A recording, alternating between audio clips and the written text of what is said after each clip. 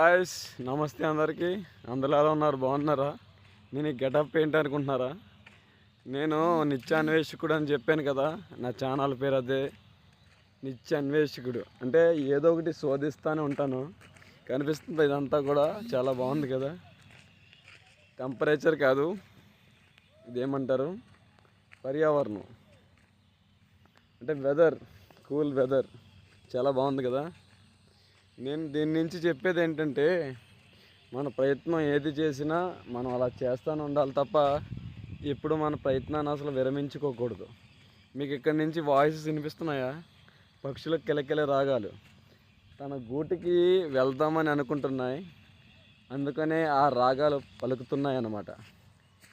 ఇక్కడ మనకు ఒకటి కనిపిస్తుంది, వేప చెట్టు.